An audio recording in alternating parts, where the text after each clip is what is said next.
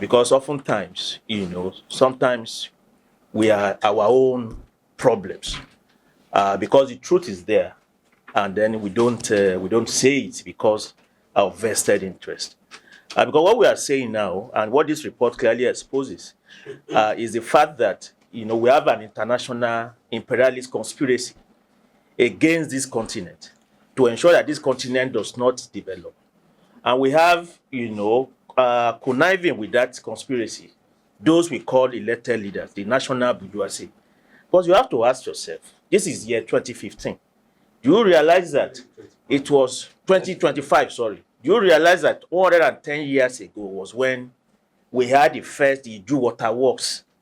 The Iju Water Works is the first water works in the whole of Nigeria, if not in the whole of West Africa. It was built, the building was started in 1901, and it was commissioned in 1915 by Lord Lugard. That's 110 years ago. And it had over 2 million gallon capacity.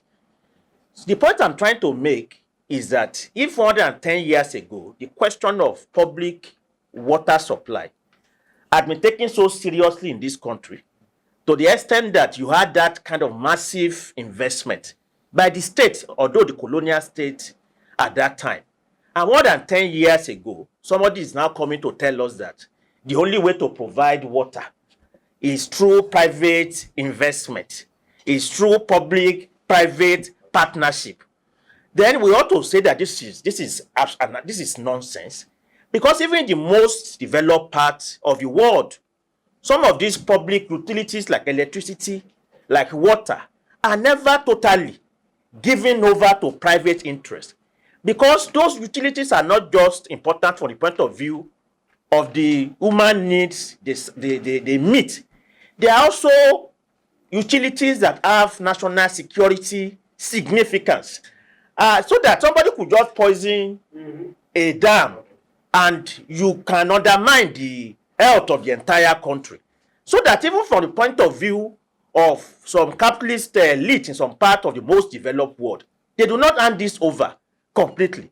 That is why in part of the world today, including in the UK, you have what we call the National Health Insurance, which, the national, the NHS, I've forgotten the full meaning, because National Health Insurance is Nigeria. And that is the lifeline for many people, and that is public health care. But World Bank and IMF will come here to say that the only way that health care can be provided for Nigerians is only when we have Dangote and Co coming to provide it. And we have all seen it. It's an outrage. It's an absurdity. Dangote for the past 2 years now has almost turned to a whaler like the rest of us. And why? Because he set up a refinery. Nigeria has been running a refinery for decades, and they have been running it even whether not good, whether not bad.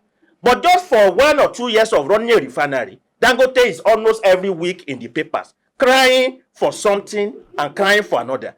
And that's to tell you that the story of private sector being the driver of development is a lie. Dangote himself, when he tells his story, talks about how all of his progress in life as an entrepreneur is on the basis of being close to people and the government in power.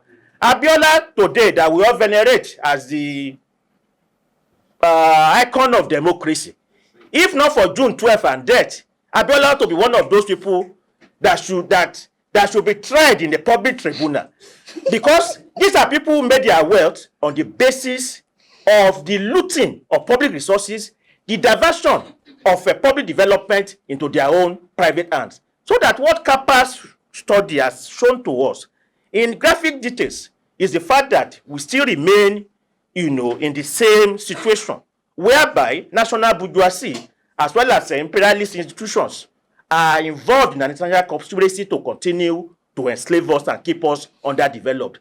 And the interest of the imperialist institutions is very clear. When our politicians, when they steal our money, where did they take it to? They take it abroad. That was why just a few days ago, the UK institution talked about how many Nigerians who have died, have left monies and properties that many of their relatives do not even know anything about on a constant basis, capital is traveling from Africa, to the global north. So that whatever aid, whatever we are saying about you say today, they have taken their aids and whatever. Actually, Africa has been bankrolling development in Europe. Oh, no, I'm not saying, this is not just a buzzword. The 300-year transatlantic slavery was Africa's workforce, able-bodied men and women, being transported to plantations in Brazil, in Americas, to build the economy of the world, of Europe. And when you, after that, then you have the period of colonization, where gold, bauxite, all of our mineral resources and crude oil was stolen.